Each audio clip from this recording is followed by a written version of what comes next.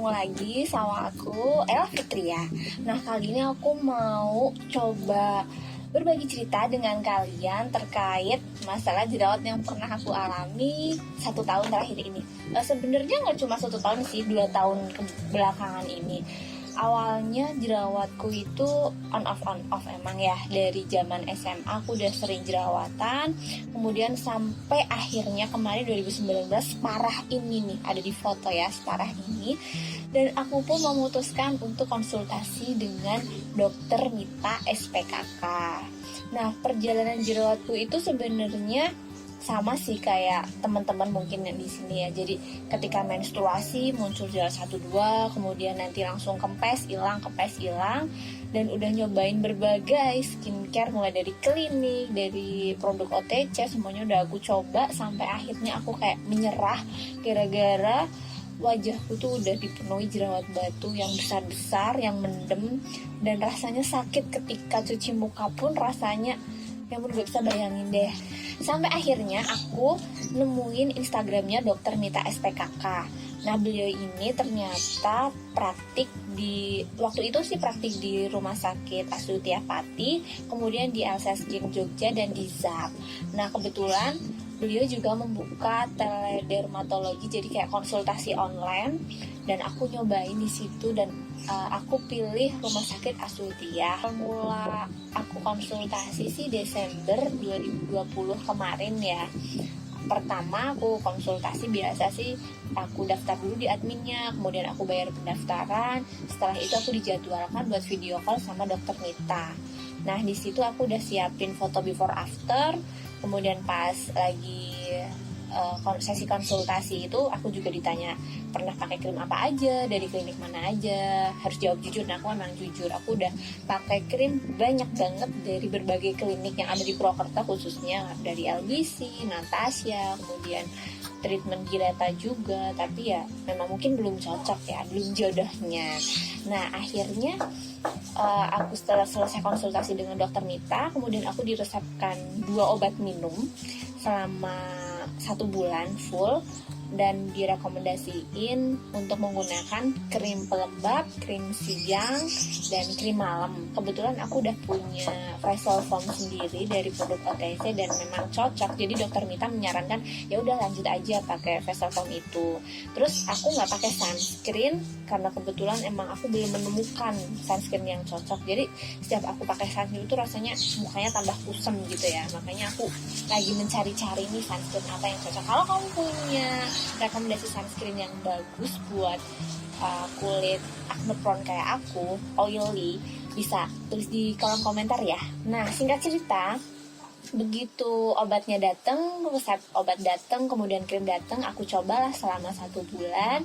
Setelah aku coba selama 1 bulan, kok jerawatku nggak makin parah sih, tapi kayak menghitam, kemudian 1-2 timbul lagi gitu, kayak ini nggak cocok nih. Tapi ntar dulu lah, aku mau konsultasi untuk kedua kalinya karena waktu itu kan obat udah habis dan krim udah habis. Kemudian lanjut kontrol yang kedua, aku masih sama diresepin obat yang sama, obat minum dan krim yang sama juga.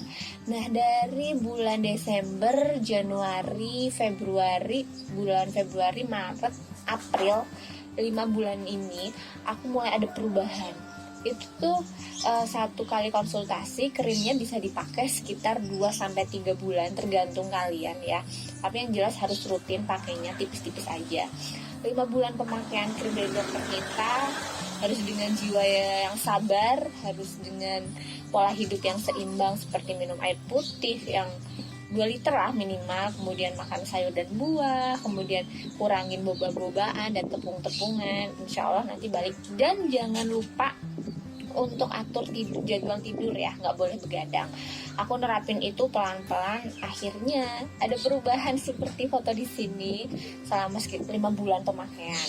Nah, setelah itu aku konsultasi ketiga dengan dokter Mita, mengeluhkan kalau kulitku tinggal sisa-sisa bekas jerawat yang menghitam, dan jerawat mukaku tuh ada tekstur bopeng gitu, jadi kayak dekok ke dalam gitu. Setelah itu aku kembali diresepkan sama dokter Mita krim yang sama, ada pelembab, krim siang, dan krim malam.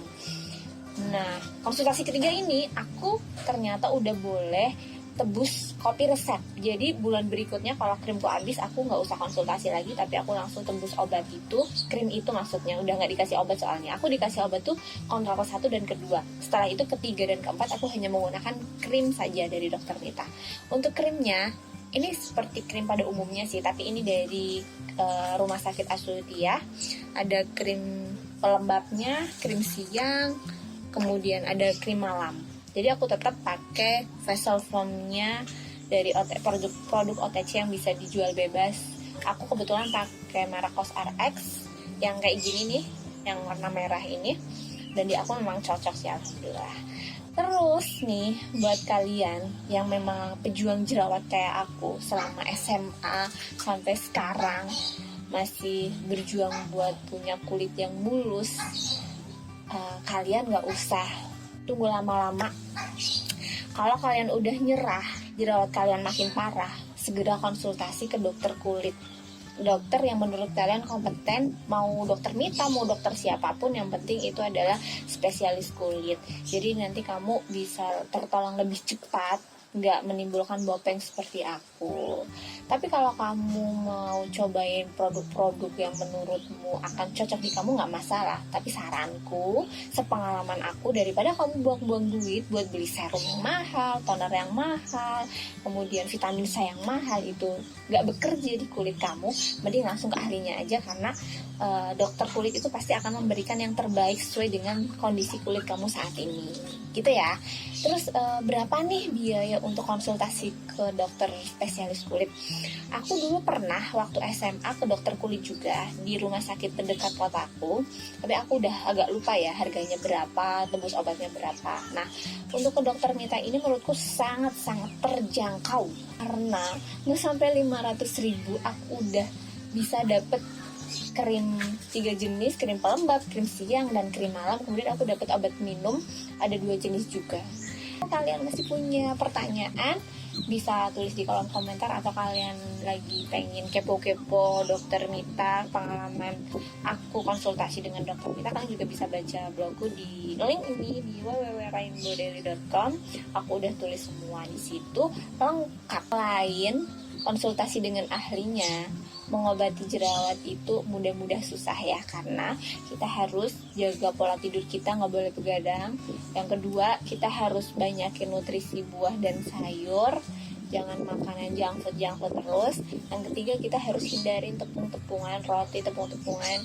Jujur, waktu aku sebelum ketemu dengan dokter Mita, aku tuh selalu rutin konsumsi susu coklat, susu full cream gitu-gitu. Emang itu boleh-boleh aja kalau nggak membuat jerawat kamu makin parah. Tapi setelah aku menghindari makanan-makanan itu dan minuman seperti susu-susuan yang aku minum sehari bisa sampai 2 gelas, kulit aku tuh kayak rasanya tuh agak lebih baikan gitu.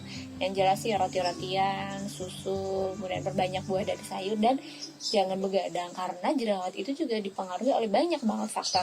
Nggak cuma dari faktor kebersihan, kan biasanya ada orang ngomong tuh ya, itu jerawatan karena itu jorok, nggak mau cuci muka ini itu. Padahal jangan salah, orang yang berjerawat itu malah seringkali lebih bersih karena dia emang udah pengen banget lepas dari jerawat, cuma mungkin karena belum menerapkan pola hidup sehat dan belum menemukan obat yang tepat. Jadi kalian yang sedang berjerawat, coba perbaiki pelan-pelan gaya hidupnya, kemudian cari pertolongan jika memang jerawatnya sudah makin parah dan parah.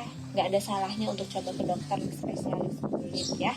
Mau di mana aja terserah kalian, yang penting saran aku, pesan aku, tetap semangat walaupun sedang berjerawat. Memang ada fase dimana kita ngelihat muka kita tuh kayak jijik ya, sampai masa sih muka aku gini gitu.